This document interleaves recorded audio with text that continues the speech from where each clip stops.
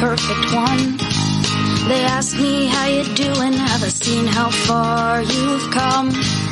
You always stood one step ahead, and honestly, I always... What is going on, guys? Once again, Social Banter Podcast. And who do I have next to me? Who do I have the pleasure to have next to me for the past, almost 8 years now? Yes. Hell yeah. My one and only, my queen. How you doing, baby? I'm good, honey. How are you today? Good. I'm actually doing great. And it's a big cheers to everybody and to our special guest today. But before we get to her, baby, what you got? Well, I have to start out with Raul this time because Raul just did some videos for us, and he just made us look great. Yeah, those promo videos were pretty badass. Were amazing. Yeah. So he did a great job as always, Raul. We couldn't have started this without you. Yep, without the pictures and the videos and everything that you've helped us with. So thank you.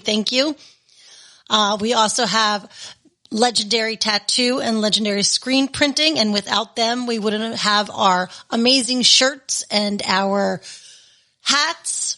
That we're going to be giving away some more of very soon, and our amazing banner. And all the other stuff coming. Absolutely. The magic box, which, guys, by the way, speaking of, this goes to our very first Patreon. If you're out there. Yes. Okay.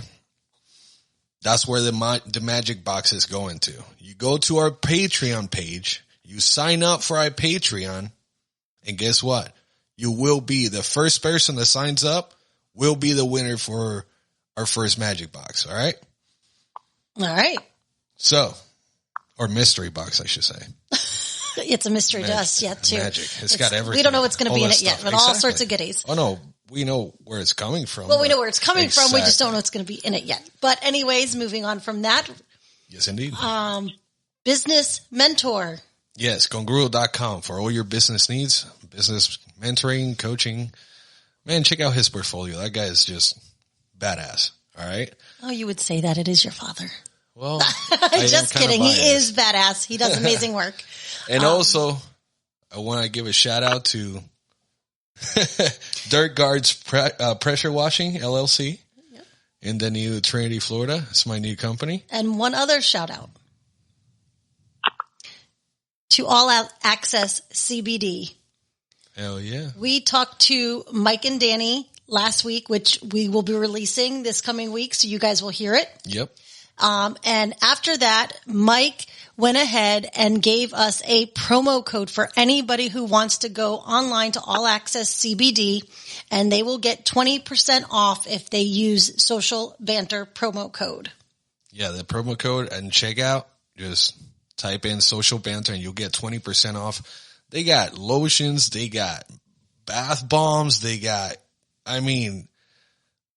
pre-rolls, they got nugs, they got the whole 9 yards, man. Anything you need. And if you guys want to know what CBD is all about, these guys, their knowledge, it is ridiculous. I mean, if you have any question about it or how any of that actually works, guys, check them out. allaccesscbd.com. All right. So now, what do we got here, baby? So now we have a special guest. So, as you know, in the past, we've talked to a variety of different people, and I met Kimberly a few years ago at a party that we were at. What? And we've stayed in contact through Facebook and Messenger and things like that. And she's got she's been dealing with breast cancer and going through a lot of different things in her life. First of all, she is a badass. Okay. She is a badass. She is a motherfucking fighter. She is a fighter. Holy shit. Big fighter. But what also inspired me to talk with her was she recently started her own YouTube video. Hell yeah. Talking about what she is going through. So we thought this was a great opportunity to bring her on our podcast and get the word out there as well and talk with her and let everybody hear her story as well. And the hope and the fight that she's got in her is amazing. So Kimberly, thank you for joining us. What's going on? I am so honored to be on your podcast. It is such an amazing opportunity for me to not only catch up with you guys, but just knowing that you guys touch so many people and you reach so many people that you're allowing me to get my story out there to reach, even if it's just one person, reach somebody else that I could potentially help. Exactly. Absolutely. That's what we're here. That's why we're here. So let's start. When did this start for you? When was your first diagnosis? How long ago was that? Okay, so my first diagnosis with cancer was in 2004. So I'm not only a breast cancer patient, I'm a renal cell carcinoma survivor, which is a rare form of kidney cancer. Yeah. And I also had uterine cancer. So this is my third battle. Wow. Yeah. And how did you find out about the first cancer? What made you get checked, or what did you feel, or how did you know? It's funny because I was going to the doctor and I kept saying, something's wrong. I don't feel right. And, they call it practicing medicine for a reason because they don't know. Doctors don't know. And honestly, they may have gone to med school, but they didn't go to the school of Kim. Right. I know me better than anybody else does. Absolutely. You know your body, exactly. Unfortunately, doctors don't want to hear if they don't feel it's something worthwhile. And so I went about this for 6 months, and I finally got a doctor who sent me for a scan. The tech scanned 1/4 of an inch too low. And before I could get dressed, the radiologist was knocking on the door, and he said, if you don't have your kidney removed, you will be dead within 30 days. Oh, What? wow. Just like that? And yep. Just and by that little bit of was mistake that they read or that they scanned. Yep. Wow.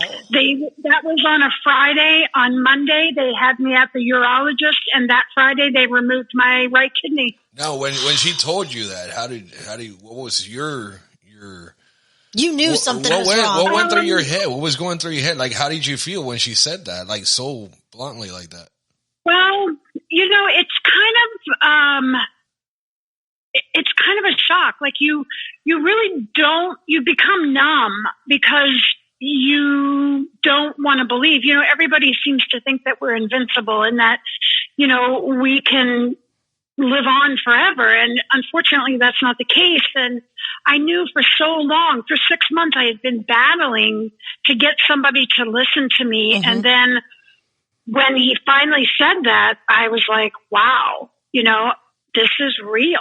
And I have the potential of dying. And so I contacted my parents who were alive at the time. And this was with my previous husband. And, I went for it full force. And unfortunately, he didn't stick on the train. He didn't ride that journey out. It was too much for him. Yeah. Wow. And so you're giving me goosebumps already.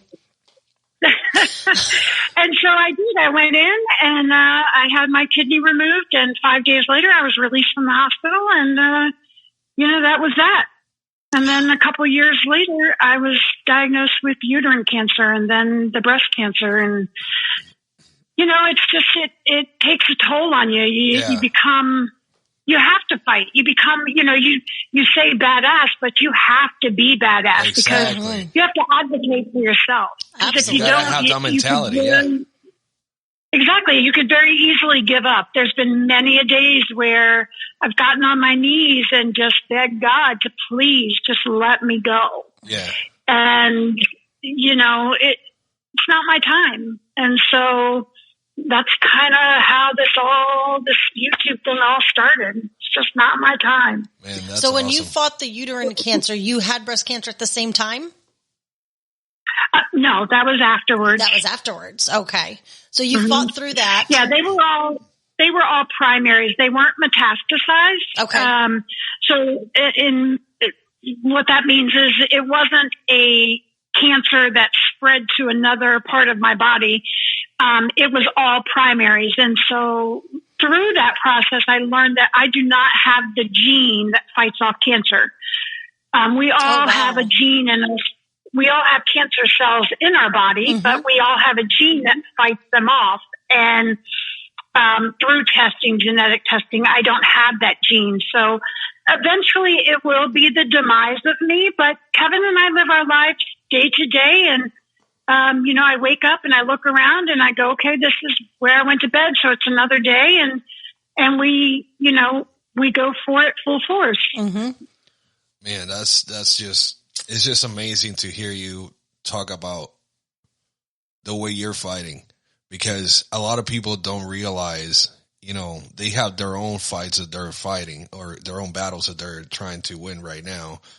But until you're actually in it, you're never going to be able to be like, well, they can never understand. It's such a different fight. So when people tell me like, yeah, I understand when your mom passed away and because of that, when they haven't gone through that, it's like, no, you really don't understand, but you can relate to it maybe. But at the same time, that's when you take the chance to explain to them how, the route that it has taken you, and you show them the route that you want to go. And that's where the positivity, the positive message comes into place. That's when you want to teach people to actually be strong and, stay safe and do your thing. I want people to look at me and not look at me with pity and go, oh no, I want people to look at me and go, wow, even in the darkest of hours, she wants to educate or she wants to help somebody else. That's what I want to do. I want people to realize that it's not just about me. I have a daughter who's going to be 27 years old. It affects her because she worries about, losing her mom. Absolutely. I've only been married to Kevin now, going on, October will be 3 years. So, it affects our lives. I mean, when we got married, we found out just the week before our wedding that the week after our honeymoon, I was in the hospital, back on treatment and surgery. It takes a lot out of you, but it takes a lot out of those around you as well. Got you. Now, Kim, real quick, so our listeners know a little bit more about you as well. Let's go a little bit further back. Let's go back down to your childhood. Let's strip it all down. Where are you from originally? I'm originally, I was born in New Jersey. My mom's family was in New Jersey, and of course, I'm a little bit older than you guys. So, my dad was in Vietnam at the time that I was born. So my mom went to New Jersey to have me, and then I lived in Virginia Beach my entire life. My dad got out of the military. He was a police officer. We stayed in Virginia Beach from the time I went to preschool through college. I went to Norfolk State University. My major was criminal background, and then special education. And I grew up there. Got married very young, and was married for a very long time, and that didn't work. And I have my oldest daughter would have been 29 this year. She passed away, and my youngest is going to be 27. And I came to Florida, with my ex-husband. His job brought him here. I've been here 20 years, and I'm just a pretty simple person. I live a very simple life, and I believe that life is about giving back and helping others, and I currently work for hospice. Oh, you really? Do? Okay. So you see it all. You see it, and right? You see it, and you go through with it and deal with it all the time. Then, how does that affect you? It's funny because people say that to me all the time. They're like, "Oh my gosh, you work for hospice. How do you do that?" But I absolutely love my job because, yes, hospice is dealing with patients who are at the end of their life, but we're helping them transition into whatever they think their next step is. So I don't ever judge, or, it's whatever they believe in, whatever their beliefs in are. I want to be there to help them transition through that process. So, I absolutely love it. I know that, for me, it's kind of comforting because I know the nurses and I know the care that they give. And, but on the flip side of that, it's also kind of scary because I know that, the end of that is coming, and that's a hard thing to adjust to. Right. Yeah, for sure. Now, are you going through chemo or radiation or anything along those lines? Did you have to go through any of that?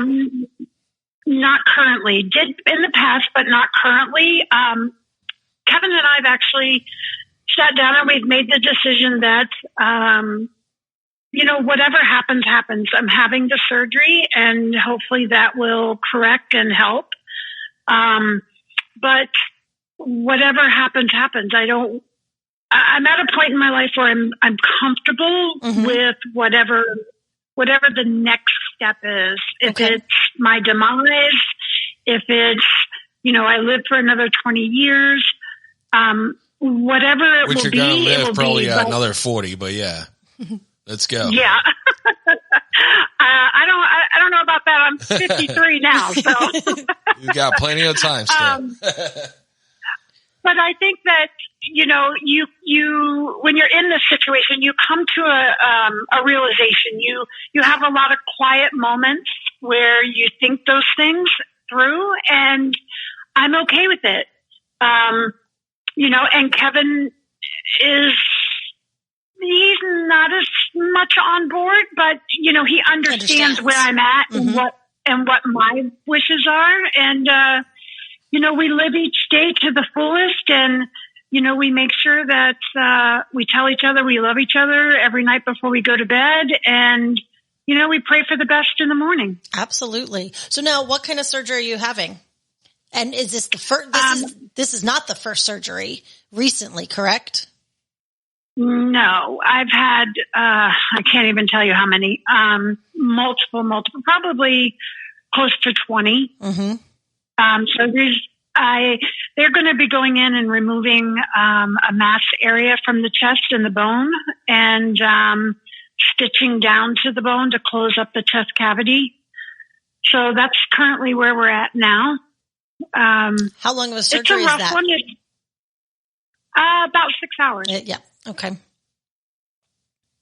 So, I hope to taking a month off and hope to be back at it right after that. Very good. Very good. Now, tell us a little bit about the YouTube channel and what made you start that. And the name of it is The Cutest Thing. So go ahead and tell everybody all about it. Well, this has been something I didn't know that I wanted to per se do a YouTube channel, but I knew I wanted to get out there and help, and I didn't know how I was going to do that. And so it came to me one afternoon. I hadn't even told Kevin. It was just like, I'm going to do this, and I'm going to do it today. And so I decided to name it Breast Cancer, the Good, the Bad, and the Perky. And which is great. I did that. Just as great. I did it because, quite honestly, when you're diagnosed with breast cancer, one of the first things, they tell you is, you're going to have plastic surgery, you're going to have breast reconstruction. You're going to come out of there looking better than you did when you went in. And it's a big misconception. They don't explain to you that the average woman is on the operating table 5 times. Wow. When you're going through breast reconstruction, because it's not just the double mastectomy and then reconstruction. It is a process that can take months.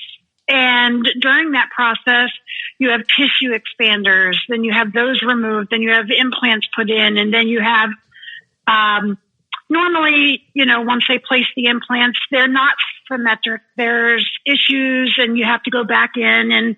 And so, it's really a long process. So the perky part came out because that's what the doctors, wanted me to believe. You come out with perky breast, and I think I was grasping to that because society looks at women as with their breast. I mean, Absolutely. it's a reality. Men look at women as, I don't want to say objects, but as, at their breast, and to go not do the reconstruction is a very hard battle to, mentally to get to. And so, that's where the perky part came from, because, they want you to believe that you're going to look like Barbie when you come out. Oh, geez. Now, so you went through this process.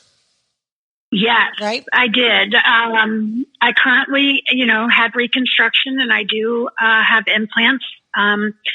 But again, there's a lot of, I don't know how deep, people want to hear about that, but there's a lot that entails to that. I mean, when they remove your breast and you see those incisions for the first time, literally it is an emotional fiasco. I mean, they don't prepare you. Are they really big? Is that what it is? Are they really big? Scars? Is that what you're asking? Yeah, the scars. Yeah. The scars. Honestly, when I had my double mastectomy, I went in at 6:00 in the morning and I was home by 6:00 that night. Wow. They removed both breasts and they cut me from armpit to armpit. Oh, wow. Wow. Across my chest. Wow. And, then they plan the reconstruction, and, they go in and they, you lose all kinds of feeling in the chest area, and, you lose everything. I mean, the only thing I had left was just tissue. So you lose the nipple, the areola, the entire everything. And so, when they took my bandages off, I have always advocated for having social workers or psychologists in the room when they do that, because you're looking at yourself. And literally, when they took my bandages off, my husband at the time, I don't know that he meant to say it, but the first thing that came out of his mouth was, "Oh my God, she looks like a dude." Oh, geez. Oh my God. Wow. And it's, nice one. Because everything is perceived by what you see. And it was devastating. And I had to learn that part of my body, they don't make me who I am. Absolutely not. Exactly. And so that was a transition that I had to get myself to. And it took me a while, but I now talk to women who are going through the mastectomy process before they have it. And I talk to them about their scars, and I try to mentor women who are going through breast cancer and going to have the surgery, and not knowing what it's like.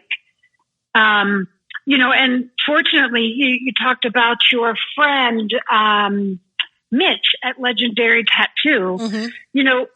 Tattoo artists are now becoming a very big part of women with breast cancer. I was just about to talk about that. Yes. Yes, because they can tattoo the nipple on 3D so it looks real, or I have chosen a different route. I haven't finished, but I have a chest piece now that is flowers and,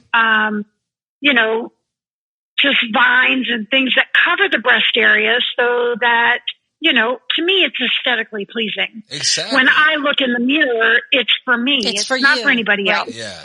It's for me. And so, that's where I want to see women get to that point where it's for them. It's not for the men in their life or for anybody else.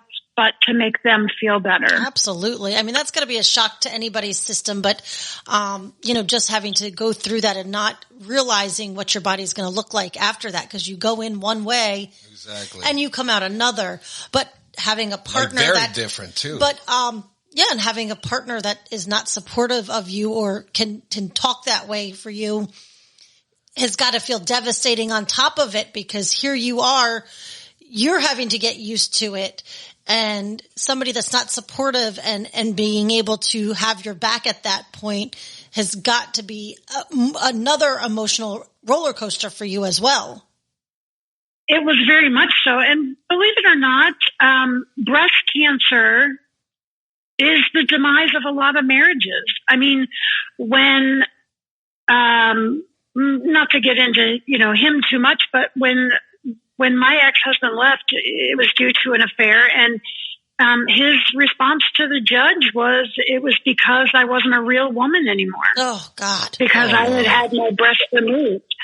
And so that literally almost took my life, because I thought, oh my gosh, if this person can't love me, whoever will. Exactly. And, I tried to take my own life. It was a very hard process to get through.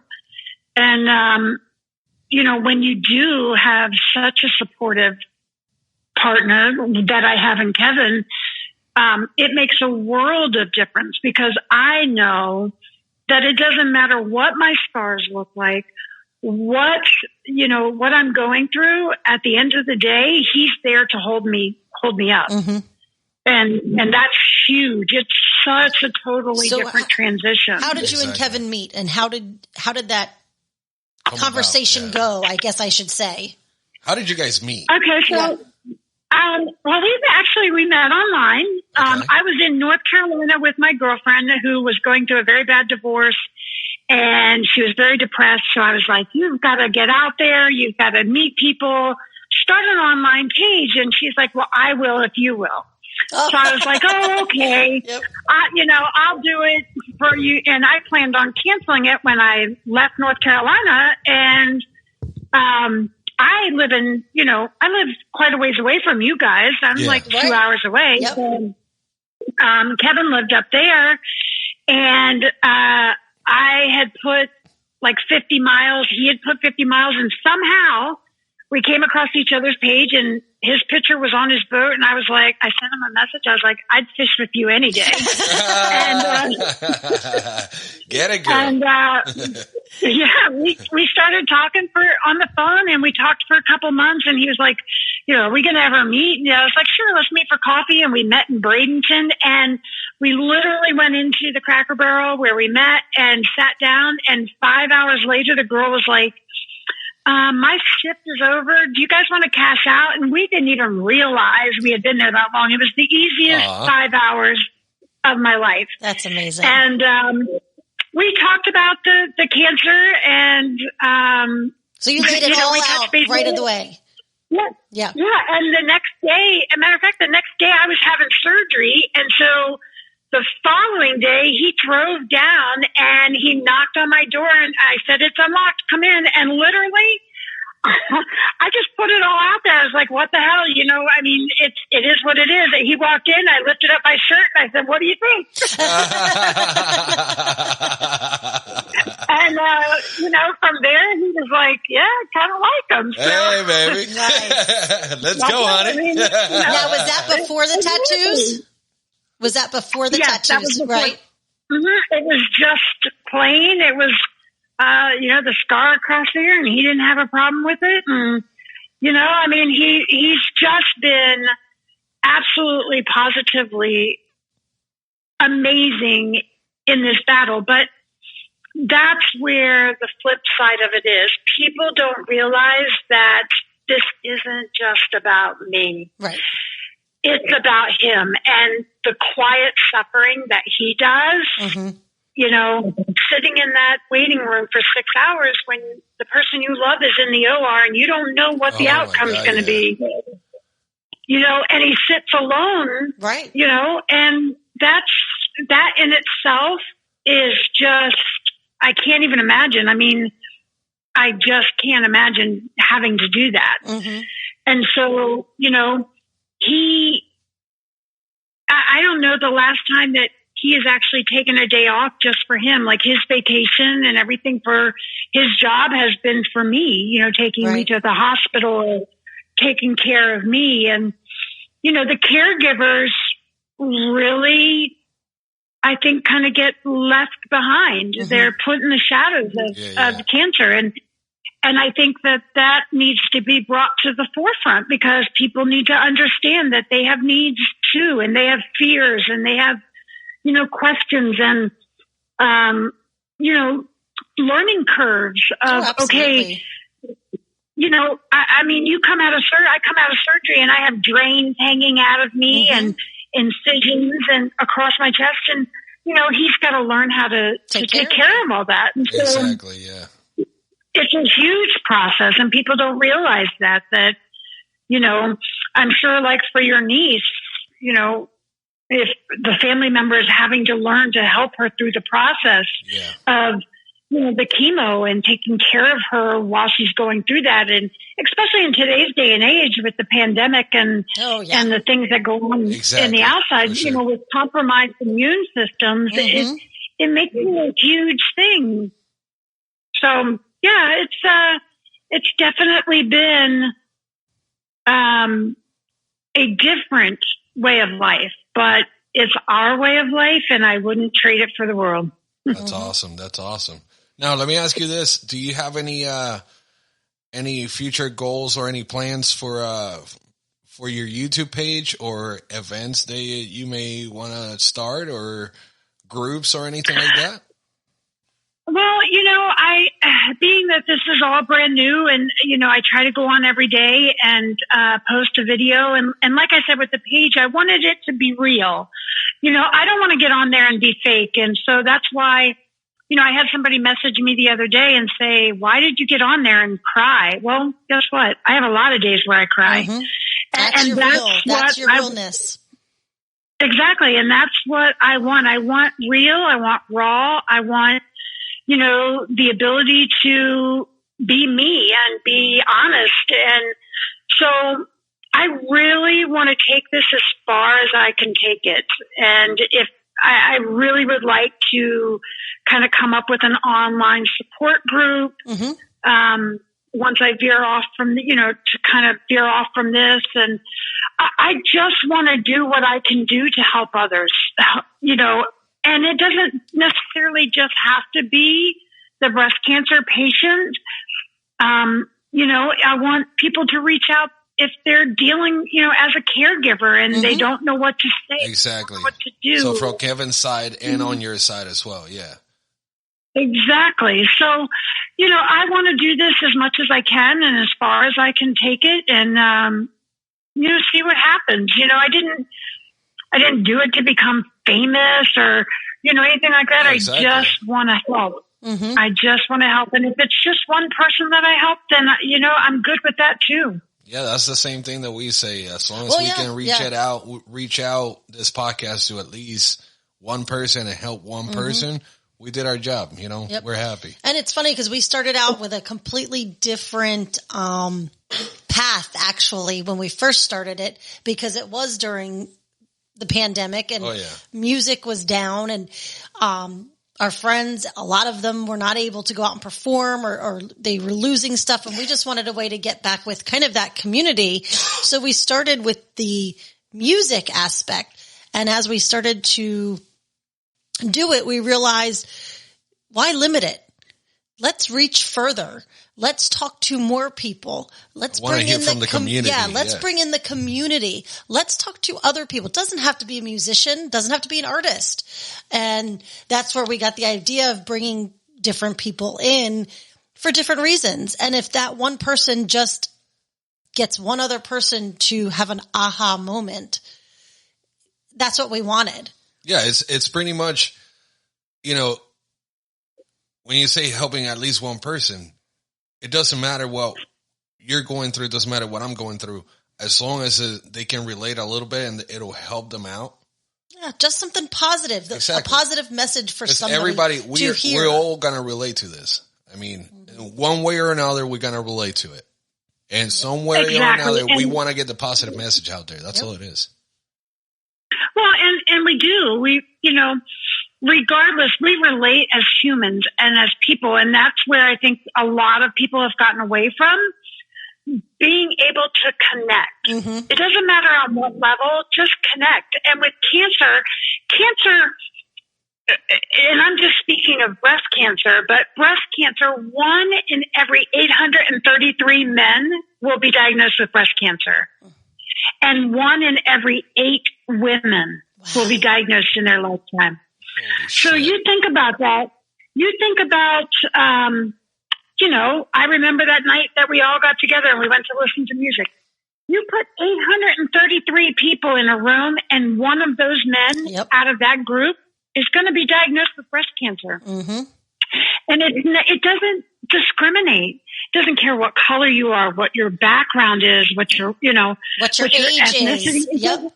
Yes, it doesn't matter. It affects children all the way up to the elderly. And it's a disease that, unfortunately, we don't have a cure for, or at least they haven't come out. Mm-hmm. And if you think about it, it's like the same with the common cold. If they released, and this is my personal opinion, but if they released the cure for cancer or for the common cold, the common cold would wipe out 1 aisle of every grocery store in America. Oh yeah. Sure. And with cancer, it's a multi-trillion-dollar industry. Absolutely. Just for somebody who does not have insurance, the PET scans that you have to have every 6 months, somebody who doesn't have insurance, they're $2,400. Oh my God. Holy shit. I didn't know. Just for a scan. It's ridiculous. And unfortunately, so many people don't get checked. And it's like, I try to say to people all the time about breast checks, if you don't want to do it, then, you need to educate yourself. You need to know how to do. I do have to say, I did educate myself, and I've been checking Melissa's breast very often. So I'm very good at that. I have been doing that. So yes. That's what people need to do. Turn it into something fun. Don't make it such a big deal, but learn how to do it, and your partner can do it for you. Yep. And because if you find it early, then your chances of being a survivor increase huge. Mm-hmm. And so a lot of people are so afraid to do the self checks or to go to the doctor. But you're saving your life. Absolutely. Mammograms. Mammograms are now offered free at a lot of clinics. Mm-hmm. So a mammogram is the first step. Women should get it. And if men feel any kind of lump under the armpit or in the breast area or chest area, they need to contact their doctors. But I think so many men are taken back or embarrassed. Oh, absolutely. They don't like to go to the doctor as it is, even for a common cold. Hell Are you kidding? I hate going to the doctor. She has to drag my ass to go to the doctor. Yeah. It is. Oh my God. I got to drag him to the doctor or to the dentist or anything. It's like something's wrong, then let's go. Me, I'll go anytime. I do the same with Kevin. I'm like, Kevin has a torn rotator cuff and bicep. He needs surgery. And I'm like, babe, you got to get this done. And he's like, no, when you're all fixed, then I'll worry about me. And I'm like, no, you need to take care of you. No, we can shake that shit off. Don't worry about it. We can shake it off. You need him there to take care of you, so he's got to get fixed as well. Listen, we can shake that shit off. Don't worry about it. We good. Yeah, all good. All superheroes. Right. We got to be there for our queens, man. We got to take care of the queens. But she's exactly right. If you guys aren't healthy how are you going to take care of us very true. You in gotta that take time care of of yourself need, no matter what. especially like you said with drains and changing things. If he's not able to move around, he's not going to be able to help. Exactly.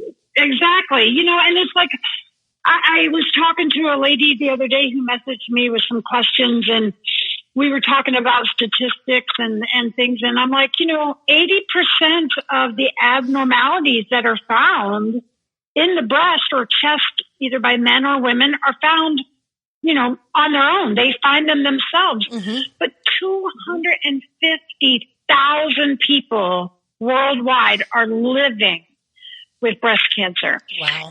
But the positive part of that is that they're living with it. Correct. They're not dying. Yeah, exactly. And so we've come so far in the treatments and in the surgeries and that people are now living with the disease, and it doesn't have to be an end all. Right. It can be something that is treatable and you survive from and you go on and, live a normal life. Mm-hmm. I unfortunately am in the situation where, like I said, I don't have the gene that fights off cancer cells. So, it will be the demise of me eventually. But for today, I woke up and I was super stoked to do this. So hell yeah. Yeah, exactly. We're really stoked to have you here too, man. Thank you so much for being here. I was honored. Like, I couldn't believe it when you reached out to me. I was like, oh my gosh, are you kidding me? Like, you guys, I listened to you and I'm like, you guys touched so many people, and I thought, rock on, like, this is badass. Thank you. Well, and that's what we said. That's what we wanted. We wanted, if it's just badass one person, only badass are allowed. Just one person who thinks it's amazing. Like, that's what we wanted. But wait, I have a question. Where is Kevin? Where is Kevin? Kevin is hiding. Yeah, Where is I already Kevin? asked if he was going to join us, and she said no. Come on, tell him to at least say hi. Kevin is a behind the scenes kind of person. Well, I thought I was that way too. Trust me. When after surgery, there's certain things you can do and certain things you can't do, and we've learned to be behind the scenes kind of people. That is too funny. That is too funny. So you're going in for surgery tomorrow? Well, I'm sorry. Actually, they pushed it. It's Wednesday. Oh, okay. Because I will be my doctor's only case that day because it's such a long procedure. So he pushed it to Wednesday. So I don't know exactly what time I go in yet, but I'm pretty sure, they have you there at the ass crack of dawn to sit there for 3 hours. As long as they give me my happy medicine, I don't care. Exactly. Knock me out. I walk in and I'm like, okay, I just want to see my doctor, let him sign off on my chest so they, operate on the right area. Yeah. See the anesthesiologist, and, as soon as I see him, I'm like, okay, I'll take my medicine, please. Nice. Now, does this require a hospital stay? Well, like I said, even with the double mastectomy, I mean, you think about that. You are removing a body part. 2 of them, and cut me from armpit to armpit. Literally, I got off of the elevator at 5:30 in the morning, and I was home. Surgery was at like 6:30, and I was home by 6:30 that night. Oh wow! It's crazy. And that's all an insurance thing. Yep. Insurance has pushed it now so that they don't like to pay for hospital stays. Oh, absolutely. So, they send you home the same day. But, and it's sad. The other part of that is, that we didn't touch on is medications. Yeah. I have to jump through hoops with the pain that I have. I have to jump through hoops to be able to get my medication because of the laws, the opioid laws now. Yeah. The doctors, after surgery, they can only write you for 3 days of pain medicine. Oh my God. So, you have to go to pain management. Wow. Have you tried going to, instead of, doing like, those kind of drugs. Have you tried going with the cannabis route? Well, unfortunately, because I work for hospice, we are 100% Medicare funded, which means Medicare is done by the federal government. So the federal government has not changed their laws yet. So until the federal government changes their laws, I can't smoke. Right. And fucking feds need to get their shit straightened out. Is that not the truth? They're 100% okay with me being on morphine and Percocet and muscle relaxers. Yeah, come on. Right? Exactly. But they're not okay with me sitting down with a natural herbal that could alleviate and has been proven to alleviate pain and nausea. And it's been proven to alleviate nausea and vomiting for cancer patients going through treatment. So, I mean, it's just the federal government just doesn't have it together yet. Right. Exactly. So let's briefly touch on that before we finish up, because you just said the medications. What kind of medications do you take or do you need to take besides pain medications? I currently am on morphine 3 times a day. I am on Percocet 6 times a day. Oh, jeez. I'm on a muscle relaxer 3 times a day. I'm on a nausea medication as needed 3 times a day. I'm on a nerve medication 3 times a day. So, just in medication alone, I got to work. It's a fucking cocktail and a half. Yeah. Holy shit. But people say to me all the time, they're like, oh my gosh. But what people don't realize is when your body chemistry, when you need those kind of medications and you take them, like nobody would know that I'm on all that medication right now. Yeah. But when you need that kind of medication, your body processes it differently than if you're just taking it to get a high. Exactly. My body needs it, so my body takes from what I take, and it distributes it to the nerve endings and the pain sources in my body, and it allows me to live a normal life. Exactly. Man, that is pretty intense. That's pretty intense to have to take all those pills. And not only that, but the cost. Holy crap. The cost of ridiculous. All those. I mean, if it weren't for the fact that, Kevin's job has very good insurance, I pay a month. I probably pay a little, I mean, it doesn't sound like a lot, but a little over $100 just in medication. Just the medications. And that's with insurance. Yep. Yeah.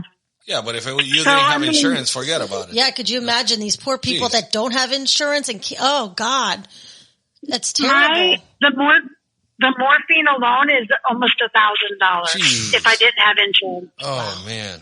So now, it's crazy what they do to people. Yeah, it's a terrible situation. To be able to end it in a good note as well, what are some fun things that you guys like to do together when you guys do have time? We love to go down to the water. We live down here in the Sarasota area, Port Charlotte area, so we go down to Fisherman's Village. We listen to live music down there. Very nice. We have a friend of ours that, has a restaurant and she's in a band and, they play at the Gas House Gorillas and they play at the restaurant all the time. And, we just there's days where, honestly with the pandemic, we haven't been able to get out because I can't risk being, because of my compromised immune system, being out is dangerous for me. So, honestly, our pajamas on the couch, just the two of us, it doesn't matter what we're doing, we're together. Man, that's amazing. That sounds amazing. We love doing that as well. We usually got one kid on one end, another kid on another end, the dog someplace in between. But hey, we're together. We're still together. And that's it. I mean, we've got our 90-pound boxer and, our kids are all grown and my stepson is in the military and he's married now. And my stepdaughter is a respiratory therapist at Moffitt Cancer Institute. So her and her boyfriend are up there. And, wait a minute. Look. There he is, Kevin. What's up, Kev? So my daughter moved to Kentucky. So, we are childless, but like I said, our pajamas and the couch and just each other. It's what it's about. That's awesome. Yep. It's That's just awesome. what it's about. Well, Kim, thank you so much for being here. Thank you guys. Seriously. Yeah, I can't thank you enough for putting my YouTube page out there, and for your listeners, it's breast cancer, the good, the bad, the perky. And if you're listening and you want to know what it's about, come join me. Grab a cup of coffee, a beer, whatever. I've got my Starbucks now, and that's right. Just join my journey.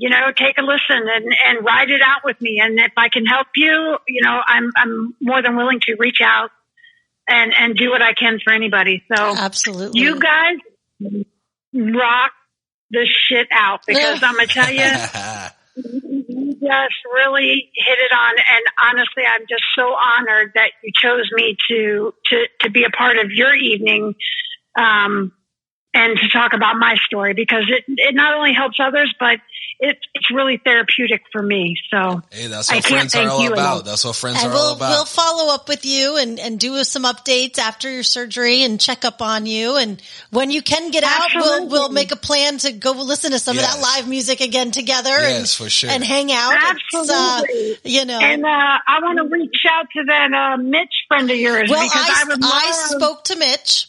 After we talked about it, I did send a message to him. Nobody in his shop does it, but he gave me a name. So I will pass the name on to you that he gave to me. He has a specialist that he recommends to do either the 3D nipple or a scar tattoos, because nobody in his shop has gotten into that yet, surprisingly. So he did give me a name, though, of somebody. Those guys have been so busy, and to be able to actually do scar tattooing and nipple 3D and stuff like that, you actually gotta be, it's like an extra certification. Yeah. You know what I mean? Because you actually gotta be a lot more careful. But yes, I do have somebody he did give to me, so I will pass that along to you. For sure.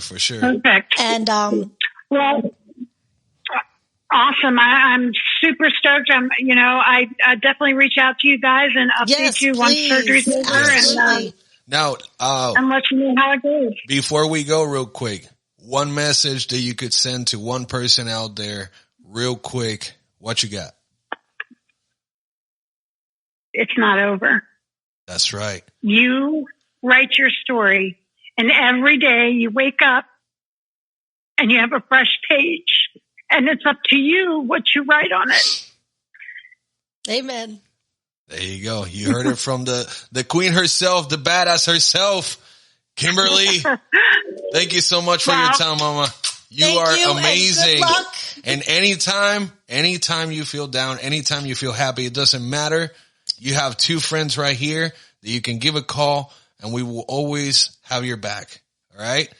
Thank you're never alone. Keep up on that you're never YouTube alone. channel too. Yes. And you keep putting it out there for everybody to see. Everybody, make sure you check out her YouTube channel. Make sure you check out her social medias. Show her some support. Show her what Social Banter Crew is all about. Show her what the Social Banter family is all about. Show her some love.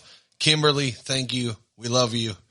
Thank you. Rock on, guys. I'll talk to you soon. And this is Social Banter. And we're going to be playing a song by Frankie Ray, which is called Taking My Chances. Here we go.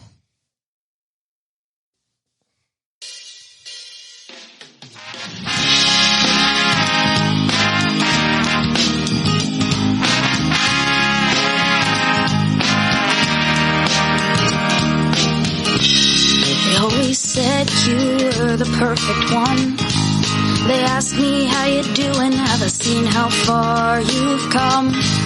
You always stood one step ahead, and honestly I always wanted to be your friend.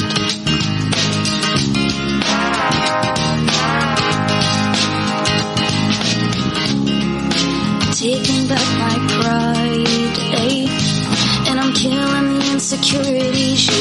inspired me to make. So maybe you're not that perfect at all. Maybe I'm just starting to take control. I can shine as bright as you, 'cause I got dreams to follow too. And it's about time to get out of my own way. And it's about time to face what makes me run away. See, I've heard you loud and clear, and I'm taking my chances, 'cause they're not yours to take.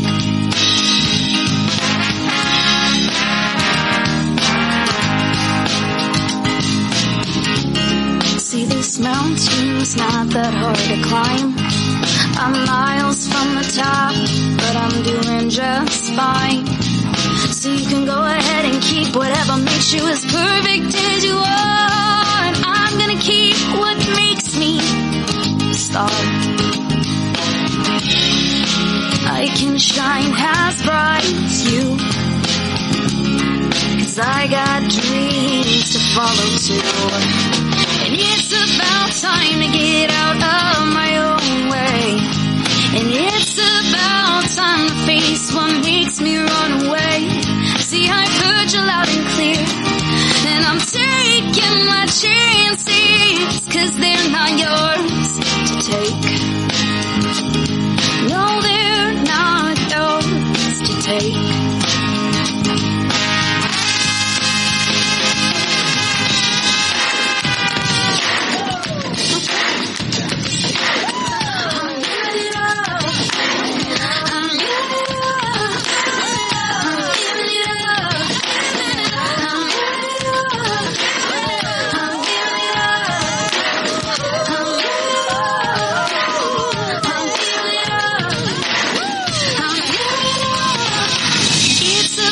Time to get out of my own way. And it's about time to face what makes me run away. And I've heard you loud and clear, but I'm taking my chances, 'cause they're not yours to take. Said no, they're not yours to take. And I've heard you loud and clear, but I'm taking my chances, 'cause they're not yours to take. No, they're not yours to take. No, they're not yours to take.